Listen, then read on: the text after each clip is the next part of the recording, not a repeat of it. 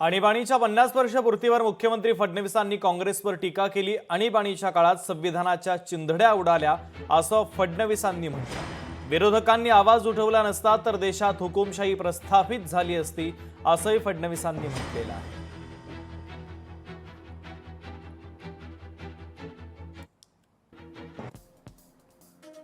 25 जून 1975 देशातील एक काळ्या कुट्ट अध्यायाला आज 50 वर्ष झाली।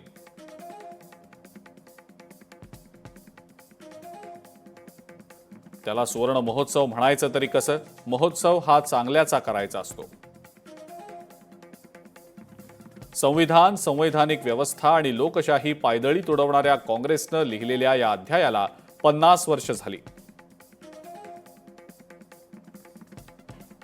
आणीबाणीने अनेक कुटुंबांना उद्ध्वस्त केलं, अनेकांनी आपले आप्तस्वकीय गमावले। घरातील कमावती व्यक्ती कारागृहात असताना अनेक कुटुंब कर्जबाजारी झाली।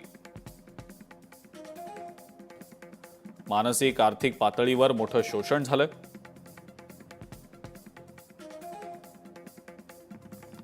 मी केवळ 5 वर्षांचा होतो, माझे वडील गंगाधरराव फडणवीस यांनाही अटक झाली होती।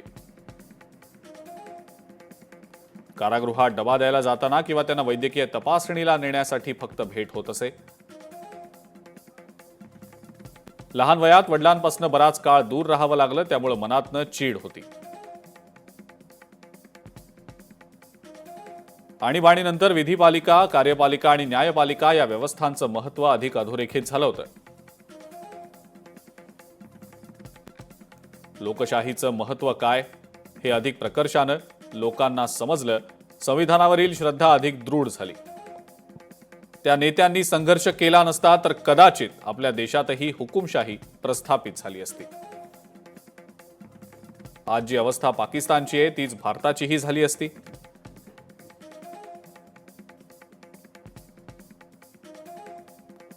आज जी लोकशाही जिवंत आहे ती 50 वर्षांपूर्वी संघर्ष केलेल्या नेत्यांमुळे आहे।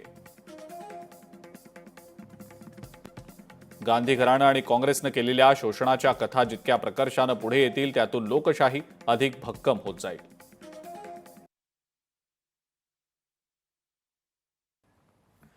दरम्यान देवेंद्र फडणवीसांच्या लेखावरून बच्चू कडूंनी टीकास्त्र डागलं। सो चूहे खाकर बिल्ली हज को जाती है तो गलत है असा टोला बच्चू कडूंनी लगावला। भाजपच्या एकाही माणसावर ईडीची कारवाई का नाही असा सवाल बच्चू कडूंनी भाजपला उपस्थित केला। विरोधकांवर ईडीची कारवाई ही छुपी आणीबाणीच आहे असं बच्चू कडूंनी म्हटलेलं आहे। आणीबाणीवर बोलण्याचा अधिकार भाजपनं गमावला असल्याचा निशाणा बच्चू कडू यांनी साधलेला आहे। ज्यांनी आणीबाणीवर लेख लिहिला त्यांना आम्हाला काही सांगायचं आहे। म्हणजे साहो चूहे खाकर अगर बिल्ली हज को या दर्शन को जाती है तो गलत है। तुम्ही काय केलं? एकही ईडीची कारवाई भाजपच्या एका माणसावर काय झाली नाही? ही आणीबाणीच आहे छुपी, ती स्पष्ट होती। ते आम्ही पाहतोय फिजिकली असन डायरेक्ट होती, पण तुमची छुपी आणीबाणीचं काय करायचं? अरे तुम्ही विरोधात बोलले तर ईडीमध्ये टाकणार, विरोधात बोललं आंदोलन केलं म्हणजे तुमचं बँकेचे पदं काढणार, ही छुपी आणीबाणी आहे। तुम्हाला बोलण्याचा अधिकार कोण दिला आहे? तो अधिकारच गमावला आहे बीजेपीनं।